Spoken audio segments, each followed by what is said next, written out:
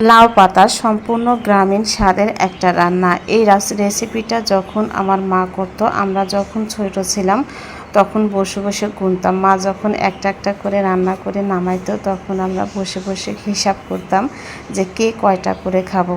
বিশ্বাস করেন আমার বাচ্চারা কিন্তু ঠিক একই কাজ করে। আমি যখন এই রেসিপিটা বানাই ওরা শুধু গুনতে থাকে যে কে কয়টা করে খাবে।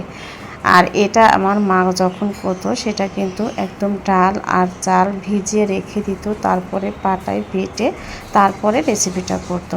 কিন্তু আমি যেহেতু সেভাবে করছি না, আমি আমার স্টাইলেই করছি, কারণ আমরা তো পাটায় বাটাবাটি করতেই ভয় পাই।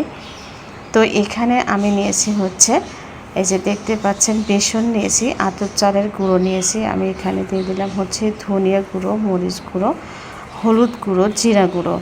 আর এটা একটু ঝাল ঝাল বেশি হলে কিন্তু খেতে বেশি ভালো লাগে।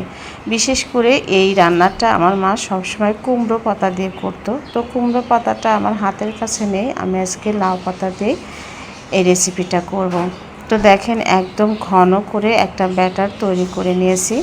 আর লাউ পাতাটাও কিন্তু আমি একদম পরিষ্কার করে ধুয়ে নিয়েছিলাম।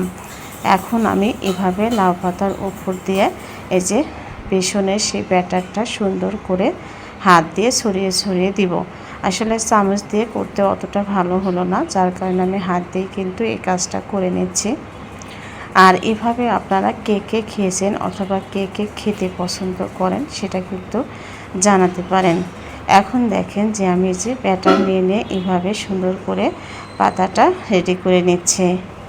আর এটা খেতে যে কি মজা লাগে, যারা খাননি তারা বুঝতেই পারবেন না যে এটা খেতে কতটা মজা।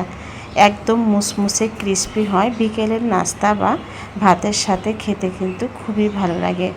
আর আমার বাচ্চারা এটা খুবই পছন্দ করে, তো সেই জন্যই বানিয়ে দিলাম। তো আমি অল্প তেল দিয়ে কিন্তু এটা ভেজে নেব, খুব বেশি তেলও লাগে না ভাজতে। এটা ডুবো তেলে ভাজার প্রয়োজন নেই, অল্প তেলে শুকনো শুকনো করেই ভেজে নেওয়া যায়।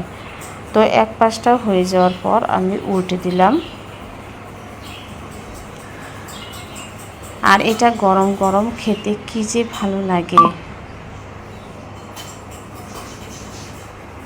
তো দেখতে পাচ্ছেন আমার এটা কিন্তু হয়ে গেছে, আমি উঠিয়ে নিচ্ছি।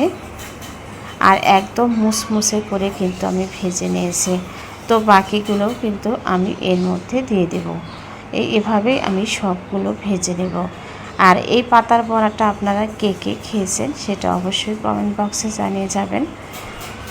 তো সবগুলো দিয়ে দিয়েছিলাম, আবারও আমি ভেজে উঠিয়ে নিয়েছি।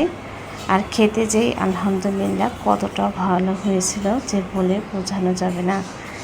তো যারা খেয়েছেন তারা তো জানেন, আর যারা খাননি তারা কিন্তু একবার হলেও এই রেসিপিটা ট্রাই করতে পারেন। খেতে খুবই সুস্বাদু হয়। ধন্যবাদ সবাইকে। আসসালামু আলাইকুম।